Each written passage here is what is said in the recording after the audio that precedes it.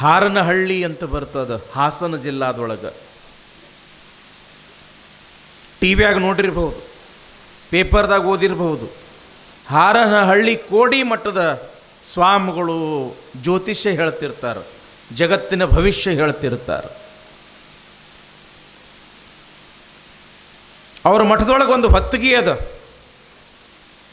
ಸುಮಾರು ಒಂದು 150-160 ವರ್ಷದ ಹಿಂದೆ ಬದುಕಿರ್ತಕ್ಕಂಥ ಶಿವಲಿಂಗ ಮಹಾಸ್ವಾಮಿಗಳು ಅಂತ ತಿಳ್ಕೊಂಡು ಬಹಳ ದೊಡ್ಡ ತಪಸ್ವಿಗಳು.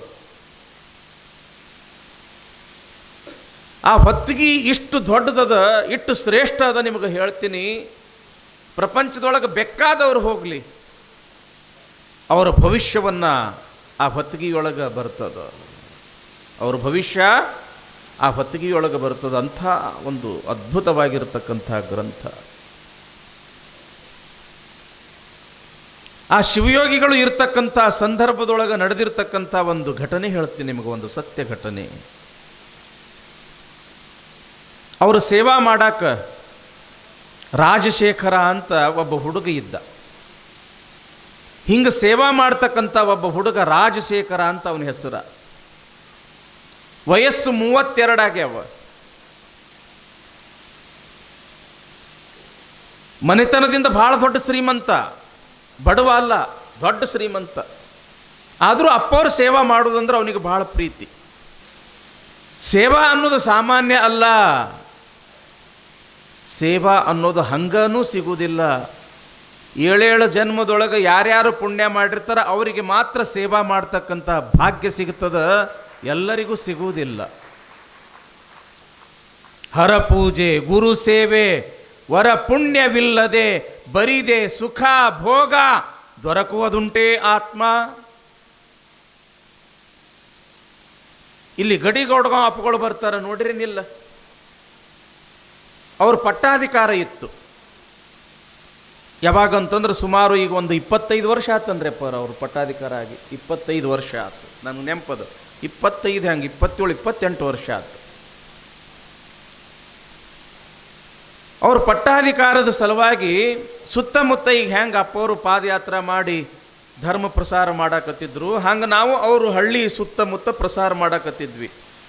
ಧರ್ಮ ಪ್ರಸಾರ ಮಾಡೋ ಟೈಮ್ದೊಳಗೆ ಅಲ್ಲಿ ಒಂದು ದೊಡ್ಡ ಊರು ಬರ್ತದೆ. ಆ ಊರು ನನಗೆ ನೆನಪಿಲ್ಲ, ಬಹುತೇಕ ಸಾಯಿಗಾವ ಹಿಂಗೇನೋ ಒಂದು ಆ ಊರಿನ ಹೆಸರು. ಆ ಊರಾಗ ಒಬ್ಬ ದೊಡ್ಡ ಶ್ರೀಮಂತ. ಕಾರ್ಯಕ್ರಮ ದೊಡ್ಡದು. ಅದಕ್ಕೆ ನಮ್ಮ ಜೊತೆಗೆ ಬಂದಿರತಕ್ಕಂಥ ಭಕ್ತರು, ಅಪ್ಪಾರ ಸಾವುಕಾರು ಭಾಳ ಒಳ್ಳೆಯವ್ರು ಅದಾರ್ರಿ, ಭಾಳ ಚಲೋ ಅದಾರ, ದಾನಿಗಳದಾರ, ಮತ್ತು ಕಾರ್ಯಕ್ರಮಕ್ಕೆ ಏನಾರ ಒಂದಿಷ್ಟು ನೀವು ಕೇಳರ ಕೊಡ್ತಾರ್ರಿ ಅಂತ ತಿಳ್ಕೊಂಡು ನಮಗಂದ್ರು. ಅವರು ನಮ್ಮ ಜೊತೆಗೆ ಅಣದೂರು ಅಂತ ಬರ್ತದ, ಆ ಅಣದೂರು ಅಜ್ಜಾರಿದ್ರು. ಅಲ್ಲೇ ಹಿರೇನಾಗಾವ್ ಅಂತ ಬರ್ತದ, ಆ ಹಿರೇನಾಗಾವ್ ಅಪ್ಪವರಿದ್ದರು. ಇನ್ನೂ 2-3 ಅಜ್ಜಾರಿದ್ರು. ನಮ್ಮ ಹಿರೇನಾಗಾವ್ ಅಪ್ಪವ್ರು ಆ ಸಾವುಕಾರಗೆ, ಏನಪ್ಪ ಮತ್ತು ದೇವರೆಲ್ಲ ಅನುಕೂಲ ಮಾಡ್ಯಾನ, ಮತ್ತೊಂದು 50,000 ರೂಪಾಯಿ ಕೊಡುಪ್ಪ ಕಾಣಿಕ ಅಂತ ತಿಳ್ಕೊಂಡು ಅಜ್ಜಾರು ಕೇಳಿದ್ರು. ಆವಾಗ ಆ ಸಾವುಕಾರ ಏನು ಅನ್ಬೇಕು ಗೊತ್ತಾ, ಅಪ್ಪರ 50,000 ರೂಪಾಯಿ ಅಂತೂ ನಾ ಕೊಟ್ಟೇ ಕೊಡ್ತೀನಿ, 2 ಮಾತಿಲ್ಲ. ಆದ್ರೆ ನೀವು ಒಂದು ಸೇವಾ ಮಾಡು ಅವಕಾಶ ನನಗೆ ಕೊಟ್ರಿ ಅಂತಂದ್ರೆ ನಾನು ನಿಮಗೆ 1,00,000 ರೂಪಾಯಿ ಕೊಡ್ತೀನಿ. ಇದು ಯಾವಾಗಿನ ಮಾತಂದ್ರೆ 28-29 ವರ್ಷದ ಹಿಂದಿನ ಮಾತು. ಆವಾಗ 50,000 1,00,000 ಅಂತಂದ್ರೆ ಕಿಮ್ಮತ್ತು ಭಾಳ. ಅವಾಗ 50,000 ರೂಪಾಯಿ ಯಾಕ್ರಿಪ್ಪ, 1,00,000 ರೂಪಾಯಿ ಕೊಡ್ತೀನಿ, ನೀವು ನನಗೊಂದು ಸೇವಾ ಮಾಡೋದು ಅವಕಾಶ ಕೊಡಬೇಕು. ಏನು ಅಂತ ಕೇಳಿದ್ರು ಅವ್ರು ಹಿರೇನಾಗಾವ್ ಅಪ್ಪ ಅವರು. ಏನೂ ಇಲ್ಲ, ಅಲ್ಲಿ ಕಾರ್ಯಕ್ರಮಕ್ಕೆ ಏನು ಭಕ್ತರು ಬಂದಿರ್ತಾರಲ್ಲ, ದಾಸೋಹದೊಳಗೆ ಅವ್ರು ಏನು ಪ್ರಸಾದ ಮಾಡ್ತಾರಲ್ಲ, ಆ ಪ್ರಸಾದ ಮಾಡಿರ್ತಕ್ಕಂಥ ಎಲೆ ಏನಿರ್ತಾವಲ್ಲ, ಈಗೆಲ್ಲ ನಾವು ತಾಟ ಗೀಟ ಕೊಡ್ತೀವಿ, ಅವಾಗ ಏನೋ ಯಾವುದೋ ಎಲೆ ಅಂತಾರಲ್ರಿಪ್ಪ, ಅದು ಪತ್ರೋಳಿ ಎಲೆ. ಅಲ್ಲಿ ಬಂದವರಿದು ಊಟ ಮಾಡಿದ್ದು ಪತ್ರೋಳಿ ಎಲೆ ತೆಗಿತಕ್ಕಂಥ ಒಂದು ಸೇವಾ ನೀವು ನಮ್ದ ಮನೆತನದವರಿಗೆ ಕೊಟ್ರೆ ನಾವು 50,000 ಯಾಕೆ 1,00,000 ರೂಪಾಯಿ ಕೊಡ್ತೀನಿ ಅಂದವ ಸಾವುಕಾರ. ಇವತ್ತು ಆ ಪತ್ರೋಳಿ ನಾವು ತೆಗಿಬೇಕಾಗಿತ್ತು ಅಂತಂದ್ರೆ, ಅವ್ರು ಉಂಡಿದ್ದು ನಾವು ಯಾಕೆ ತೆಗಿಬೇಕು ಅಂತ ನಾವು ಹಿಂಗೆ ವಿಚಾರ ಮಾಡ್ತೀವಿ. ಯವ್ವಾ ಗುರುವಿನ ಸ್ಥಾನದೊಳಗೆ ಯಾರು ಇಂತಹ ಸೇವಾ ಮಾಡ್ತಾರ ಅದ್ರ ಮಾತ ಬೇರೆ ಇರ್ತದ.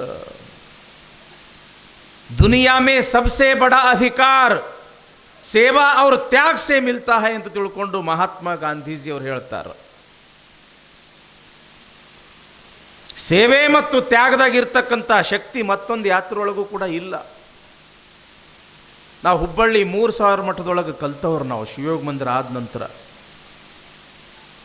ಆ ಹುಬ್ಬಳ್ಳಿ 3000 ಮಠದ ಲಿಂಗೈಕ್ಯ ಗಂಗಾಧರ ಜಗದ್ಗುರುಗಳು ಬೆಳಗಿನ ಜಾವ ನಸ್ಕಿನೊಳಗೆ ನಮಗೆ 5 ಗಂಟೆಗೆ ಎಬ್ಬಿಸಿ ನಡ್ರಿಪ್ಪ ಒಂದಿಟ್ಟು ವಾಯು ವಿಹಾರ ಮಾಡ್ಕೊಂಡು ಬರೋನು ಅಂತ ತಿಳ್ಕೊಂಡು ವಾಕಿಂಗ್ ಅಂತ ಕರ್ಕೊಂಡು ಹೋಗ್ತಿದ್ರು. ಪಾಠ ಹೇಳ್ತಿದ್ರು, ಪ್ರವಚನ ಹೇಳ್ತಿದ್ರು, ನಮಗೆ ಒಳ್ಳೊಳ್ಳೆ ಬುದ್ಧಿ ಮಾತು ಹೇಳ್ತಿದ್ರು.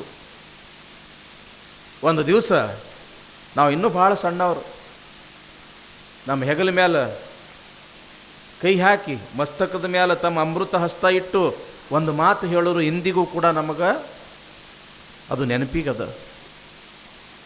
ನೋಡ್ರಿ ದೇವರು, ನಮ್ಮ ಹೆಸರು ಅವಾಗ ಬಸವರಾಜ ದೇವರು ಅಂತ. ನೋಡ್ರಿ ಬಸವರಾಜ ದೇವರು,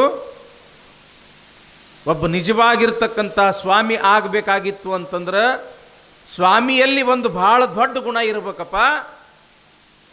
ಏನ್ರಿ ಅಪ್ಪಾರ? ಏನೂ ಇಲ್ಲ. ಸ್ವಾಮಿ ಆಗೋರಲ್ಲಿ ಒಂದು ಗುಣ ಯಾವ್ದು ಇರಬೇಕು ಅಂತಂದ್ರೆ ಕಸ ಹುಡುಗಾಕು ತಯಾರಿರಬೇಕು, ಕುರ್ಚಿ ಮೇಲೆ ಕುಂಡ್ರಾಕು ತಯಾರಿರಬೇಕು ಅಂತೇಳಿ ಹೇಳ್ತಿದ್ರು ಅವರು.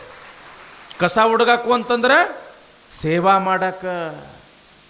ಸ್ವಾಮಿ ಆಗಿರ್ತಕ್ಕಂಥವನ ಮೊದಲನೇ ಲಕ್ಷಣ ಸೇವಾ ಮಾಡೋದು, ಸಮಾಜ ಸೇವಾ ಮಾಡೋದು. ಅದಕ್ಕೆ ಲಿಂಗೈಕ್ಯ ಹಾನಗಲ್ಲು ಕುಮಾರಸ್ವಾಮಿಗಳು ಶಿವಯೋಗ ಮಂದಿರದಲ್ಲಿ ಕಲಿತಕ್ಕಂಥ ವಟುಗಳಿಗೆ ಯಾವಾಗಲೂ ಕೂಡ ಹೇಳ್ತಕ್ಕಂಥ ಒಂದು ಮಾತು, ತಮ್ಮ ಎಡಗೈ ಒಳಗೆ ನೀವು ಲಿಂಗವನ್ನು ಹಿಡ್ಕೊಂಡ್ರೆ ಬಲಗೈಯಿಂದ ನೀವು ಸಮಾಜ ಸೇವಾ ಮಾಡಬೇಕು. ಅಂದ್ರೆ ಶಿವಯೋಗ ಸಾಧನೆಯೂ ನೀವು ಮಾಡಬೇಕು, ಸಮಾಜ ಸೇವೆಯೂ ಕೂಡ ನೀವು ಮಾಡಬೇಕು ಎಂಬತಕ್ಕಂಥ ಪಾಠ. ಅದಕ್ಕೆ ಸೇವಾ ಅನ್ನೋದು ಭಾಳ ದೊಡ್ಡದು. ಸೇವಾ ಅನ್ನೋದು ಭಾಳ ದೊಡ್ಡದು. ಇವತ್ತು ಆಗಲೇ ಈಗ 1000 ಜನ ಬರಾಕತ್ತೀರಿ. ನಾಳೆ ವಿಶೇಷ ಕಾರ್ಯಕ್ರಮಕ್ಕೆ ಇದಕ್ಕಿಂತಲೂ ಹೆಚ್ಚಿಗೆ ಜನ ಬರ್ತಾರೆ. ಬಂದವರಿಗೆ ಶರಣಾರ್ಥಿರಪ್ಪ, ಬರ್ರಿ, ಕೈಕಾಲು ಮುಖ ತಕ್ಕೊಳ್ರಿ, ವಿಭೂತಿ ಹಚ್ಕೊಳ್ರಿ, ಬರ್ರಿ, ಮೊದಲು ಪ್ರಸಾದ ಮಾಡಾಕತ್ರಿ, ಆ ನಂತರ ಅಪ್ಪ ಅವ್ರಿಗೆ ನೀವು ಭೇಟಿ ಆಗಕತ್ತೀರಿ ಅಂತ ತಿಳ್ಕೊಂಡು ಬಂದವರಿಗೆ ಪ್ರೀತಿ ಇವೆರಡು ಮಾತುಗಳನ್ನು ಹೇಳ್ರಿ. ಕ್ಯಾಡ್ಗಿ ಅಲ್ಲ, ಅದು ಶಿವನ ಕೈಲಾಸ ಅಂತ ಕರೀತಾರೆ. ಎಂಥ ಊರಪ್ಪ, ಎಂಥ ಸಂಸ್ಕಾರ. ಎಲ್ಲರ ಹಣಿ ಮ್ಯಾಲ ವಿಭೂತಿ, ಎಲ್ಲರ ಬಾಯಾಗೂ ಕೂಡ ಶರಣಾರ್ಥಿ, ಎಲ್ಲರೂ ಕೂಡ ಮುಗಿದ ಕೈ ಬಾಗಿದ ತಲೆ. ಎಂಥ ಊರ, ಎಂಥ ಸಂಸ್ಕಾರ, ಎಂಥ ಆಚಾರ ವಿಚಾರ ಅಂತ ಖೇಡ್ಗಿ ಊರಿನ ಕೀರ್ತಿ ಮುಗಿಲೆತ್ತರಕ್ಕೆ ಮುಟ್ಟತೈತಿ ತಂಗಿ. ಅದಕ್ಕೆ ಸೇವಾ ಅನ್ನೋದು ಭಾಳ ದೊಡ್ಡದವ. ಸೇವಾ ಅನ್ನೋದು ಭಾಳ ದೊಡ್ಡದು. ಹಿಂಗೆ ಅಪ್ಪವರು ಸೇವಾ ಮಾಡ್ತಾ ಇರ್ತಕ್ಕಂಥ ರಾಜಶೇಖರ ಒಂದು ದಿವಸ ಆ ರಾಜಶೇಖರನ ತಂದೆ ತಾಯಿಗಳು ಮಠಕ್ಕೆ ಬಂದಾಗ ಹಾರನಹಳ್ಳಿ ಕೋಡಿ ಮಠದ ಶಿವಲಿಂಗ ಸ್ವಾಮಿಗಳು ಅಂತಾರೆ, ಏನಪ್ಪ ಮತ್ತು ಮಗ ಭಾಳ ದೊಡ್ಡವಾಗ್ಯಾನ. ಅವಾಗೆಲ್ಲ 20-22 ವರ್ಷಕ್ಕೆ ಮದುವೆ ಆಗ್ತಿದ್ದು. 32-33 ವರ್ಷ ಆತಲ್ಲಪ್ಪ, ಮತ್ತು ಏನು ಇನ್ನೂ ಮದುವೆನ ಮಾಡಿಲ್ಲಲ್ಲ ರಾಜಂದು, ರಾಜಶೇಖರನ್ ಇನ್ನೂ ಮದುವೆನ ಮಾಡಿಲ್ಲಲ್ಲ ಅಂತ ತಿಳ್ಕೊಂಡು ಅಜ್ಜಾರು ಕೇಳ್ತಾರೆ, ಗುರುಗಳು ಕೇಳ್ತಾರೆ, ಶಿವಲಿಂಗ ಸ್ವಾಮಿಗಳು. ಇಟ್ಟು ಕೇಳೋದ ತಡ ಪಾಪ ತಂದೆ ತಾಯಿ ಕಣ್ಣಾಗ ನೀರು ಬರ್ತಾವ. ಯಾಕ್ರಿಪ್ಪ ಅಂತ ಗುರುಗಳು ಕೇಳಿದಾಗ ಏನು ಹೇಳೋದ್ರಿಪ್ಪ, ಅವನ ಜನ್ಮ ಕುಂಡಲಿಯೊಳಗೆ ಅಂದ್ರೆ ಅವನ ಜಾತಕದೊಳಗೆ ಯಾವ ದಿವಸ ಅವ ಮದುವೆ ಮಾಡ್ಕೊಳ್ತಾನ ಅದೇ ದಿವಸ ಅವನ ಸಾವೈತಿ ಅಂತ ತಿಳ್ಕೊಂಡು ಯಾರೋ ಜ್ಯೋತಿಷ್ಯ ಹೇಳ್ಯಾರಪ್ಪ. ಹಿಂಗೆ ಕಿವಿಯಿಂದ ಕಿವಿಗೆ ಮುಟ್ಟಿ ಮಗನಿಗೆ ಯಾರು ಕನ್ಯಾ ಕೊಡಕ್ಕೆ ಮುಂದೆ ಬರಲ್ಲಾಗ್ಯಾರ. ಹಿಂಗೇನಂದ್ರೆ ಅಜ್ಜಾರವರು ಶಿವಲಿಂಗ ಸ್ವಾಮಿಗಳು. ತಾವು ಭಾಳ ದೊಡ್ಡ ತಪಸ್ವಿಗಳು, ಭಾಳ ದೊಡ್ಡ ಪಂಡಿತರು, ಜ್ಯೋತಿಷ್ಯದೊಳಗಂತೂ ಭಾಳ ಎತ್ತಿದ ಕೈ ಅಜ್ಜಾರು. ಹಾಗಿಂದಾಗ ಅವರು ಜನ್ಮ ಕುಂಡ್ಲಿಯನ್ನು ಹಾಕಿ ನೋಡ್ತಾರ, ಪ್ರಬಲವಾಗಿರ್ತಕ್ಕಂಥ ಒಂದು ಸರ್ಪದೋಷ ಇತ್ತು. ಎಷ್ಟು ದೋಷ ಇತ್ತು ಅಂತಂದ್ರೆ ಯಾವ ದಿವಸ ಮದುವೆ ಮಾಡ್ಕೊಳ್ತಾನ ಅದೇ ದಿವಸ ಅವ ಸಾಯ್ಬೇಕು ಅಂಥ ಒಂದು ಯೋಗ ಇತ್ತು. ಆದರೂ ಕೂಡ ಬಹಳ ದೊಡ್ಡ ತಪಸ್ವಿಗಳವರು. ಯಾರು ಕನ್ಯಾ ಕೊಡಲಾಗ್ಯಾರ ತಮ್ಮ, ಯಾರೂ ಕನ್ಯಾ ಕೊಡಲಾಗಿರ್ರಿ ಅಪ್ಪಾರ. ಹಾಗಾದ್ರೆ ನಿನ್ನ ಮಗಳದಾಳಲ್ಲ, ಆ ಮಗಳಿಗೆ ಕರೆಸು ಅಂತ ತಿಳ್ಕೊಂಡು ಅಜ್ಜಾರು ಆ ಮಗಳಿಗೆ ಕರೆಯಕ್ಕೆ ಹಚ್ಚಿದ್ರು. ಮಗಳು ಬಂದಳು. ಆ ಮಗಳಿಗೆ ಹೇಳ್ತಾರೆ ಅಜ್ಜಾರು, ಏನವಾ ನನ್ನ ಮ್ಯಾಲೆ ನಿಂಗೆ ವಿಶ್ವಾಸ ಐತೋ ಇಲ್ಲೋ? ಐತ್ರಿ ಅಪ್ಪಾರ, ಐತ್ರಿ ಅಪ್ಪಾರ. ಮತ್ತು ನಾ ಹೇಳ್ದಂಗೆ ಕೇಳ್ತೀವಿ ಹೆಂಗೆ? ಕೇಳ್ತೀನಿ ರೀ ಅಪ್ಪಾರ. ಏನೂ ಇಲ್ಲ, ನಿನ್ನ ತಮ್ಮ ಅದನ್ನಲ್ಲ ರಾಜಶೇಖರ, ಅವನಿಗೆ ನಿನ್ನ ಮಗಳಿಗೆ ಕೊಟ್ಟು ಮದುವೆ ಮಾಡಿಬಿಡು. ಅಮ್ಮ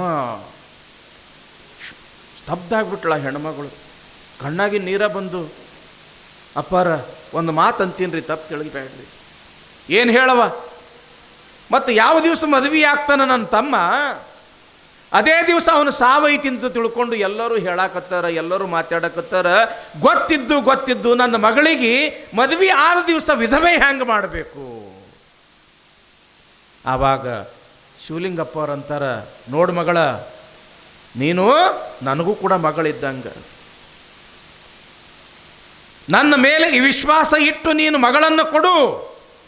ನಿನ್ನ ಮಗಳ ಮಾಂಗಲ್ಯ ಭಾಗ್ಯವನ್ನು ಕಾಯ್ತಕ್ಕಂಥ ಜವಾಬ್ದಾರಿ ನಂದು ಅಂತಾರೆ ಶಿವಲಿಂಗ ಸ್ವಾಮಿಗಳು.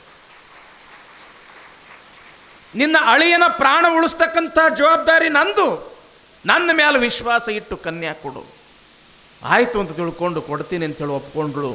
ಒಂದು ದಿವಸ ಮದುವೆ ಮುಹೂರ್ತ ಫಿಕ್ಸ್ ಮಾಡೇ ಬಿಟ್ಟರು. ಅತ್ತಾಗ ಊರದಿಂದ ಸುಮಾರು ಒಂದು 50-60 ಕಿಲೋಮೀಟ್ರ್ ಮೇಲೆ ಪಾಪ ಆ ಮಗಳ ಊರ. ತವ್ರ ಮನೆಯೊಳಗೆ ಮಗಳು ಮದುವೆ ಇರಾಕ ಒಬ್ಬ ಮಗಳು ತವ್ರ ಮನೆಯೊಳಗೆ ಮದುವೆ ಮಾಡಬೇಕು ಅಂತ ತಿಳ್ಕೊಂಡು ಎಲ್ಲ ತಯಾರಿ ಮಾಡಿದಳು. ಏನಾಗ್ಯದ ಅಂತಂದ್ರೆ ಅತ್ತಾಗ ಮದುವೆ ಕಾರ್ಯ ನಡೆದದ. ಇತ್ತಾಗ ಶಿವಲಿಂಗಪ್ಪವ್ರು ಲಿಂಗೈಕ್ಯ ಆಗಿಬಿಟ್ಟಾರ. ಇತ್ತಾಗ ಹಾರನಹಳ್ಳಿ ಕೋಡಿ ಮಠದೊಳಗೆ ಅತ್ತಾಗ ಮದುವೆ ನಡೆದದ. ಪಾಪ ಇಲ್ಲಿ ಅವರ ಐಕ್ಯ ಆಗಿದ್ದ ಆ ಮಂದಿಗೆ ಗೊತ್ತಿಲ್ಲ. ಮದುವೆ ಆತು, ತಾಳಿ ಕಟ್ಟದ, ಅಕ್ಷತೆ ಬಿದ್ದು ಎಲ್ಲ ಬೀಗರು ನೆಂಟರು ಎಲ್ಲರೂ ಅಗ್ದಿ ಖುಷಿಯೊಳಗೆ ಚಲೋ ಆತು 32 ವಯಸ್ಸಾಗಿತ್ತು ಈ ರಾಜಶೇಖರಂದು ಮದುವೆ ಆಗಿದ್ದು. ಚಲೋ ಆತು ಅಂತ ತಿಳ್ಕೊಂಡು ಎಲ್ಲರೂ ಮಾತಾಡ್ಯಾರ, ಎಲ್ಲರೂ ಊಟ ಮಾಡ್ಯಾರ. ಎಲ್ಲರೂ ಊಟ ಆದ ಕೂಡಲೇ ಇನ್ನು ಮದುಮಕ್ಕಳದು ಊಟ ಮಾಡಿಸ್ಬೇಕಲ್ಲ, ಮದುಮಕ್ಕಳು ಕೂಡ ಊಟ ಮಾಡ್ಯಾರ. ಊಟ ಮಾಡಿರ್ತಕ್ಕಂಥ ಎಲಿ 4 ಹೆಜ್ಜೆ ಮುಂದೆ ಹೋಗಿ ಹಿಂಗೆ ಒಗದು ಬರಬೇಕು ಅಂತ ತಿಳ್ಕೊಂಡು ಆ ಮದುಮಗ ನಡೆದನ. ಹಾವು ಎಲ್ಲಿತ್ತೋ ಏನು ಸುದ್ದಿ ಬುಸ್ ಅಂತ ಬಂದು ಬಿಡುತ್ತೆ ನೋಡ್ರಿ. ಆ ಹಾವನ್ನು ನೋಡ್ದವನ ಇನ್ನೇನು ನನಗೆ ಕಡಿತೈತಿ ಅಂತ ತಿಳ್ಕೊಂಡು ಓಡಾಕತ್ತನ. ಹಾವು ಅವನಿಗೆ ಕಡಿಬೇಕು ಅಂತ ಬೆನ್ನು ಹತ್ಯದ. ಯಾವಾಗ ಒಳಗಡೆ ಇರ್ತಕ್ಕಂಥ ಆ ಅಕ್ಕಗೆ ಗೊತ್ತಾತು ಅಂದ್ರೆ, ಆ ರಾಜಶೇಖರನ ಅಕ್ಕಗೆ ಅಂದ್ರೆ ಮಗಳನ್ನು ಕೊಟ್ಟಿರ್ತಕ್ಕಂಥ ಆ ಅಕ್ಕಗೆ ಗೊತ್ತಾತು. ಯಾವಾಗ ನನ್ನ ತಮ್ಮನಿಗೆ ಹಾವು ಕಡಿಯಾಕ ಬೆನ್ನು ಹತ್ತದ ಅನ್ನೋದು ಗೊತ್ತಾಗಿ ಓಡ್ಕೊಂತ ಬಂದು ನೋಡ್ತಾಳ. ಮುಂದೆ ಪಾಪ ತಮ್ಮ ಓಡಾಕತ್ತಾನ, ಹಿಂದೆ ಹಾವು ಬೆನ್ನು ಹತ್ಯದ. ಹೇ ಶಿವಲಿಂಗೇಶ ಅಂದಳಕ್ಕಿ, ನನ್ನ ಮಗಳ ಮಾಂಗಲ್ಯವನ್ನು ಕಾಯ್ತೀನಿ ಅಂಥೇಳಿ ನನಗೆ ಮಾತು ಕೊಟ್ಟಿರ್ತಕ್ಕಂಥ ಶಿವಲಿಂಗೇಶ ಎಲ್ಲೆದೆಯೋ ಅಂತ ತಿಳ್ಕೊಂಡು ಹಿಂಗೆ ಕೂಗುದ ತಡ ಒಂದು ಹದ್ದು ಬಂದು ಆ ಹಾವನ್ನು ಎತ್ಕೊಂಡು ಹೋಗಿಬಿಡುತ್ತಂತ. ಮುಂದೆ 80 ವರ್ಷ ಬದುಕದ ಅಂತ ತಿಳ್ಕೊಂಡು ಇತಿಹಾಸದೊಳಗೆ ಬರ್ತದ. ಯಾಕೆ ಈ ಮಾತು ಹೇಳ್ತೀನಿ ಅಂತಂದ್ರೆ, ನಂಬಿಕೆ ಕೆಲಸ ಕೊಡ್ತೈತಿ ತಂಗಿ.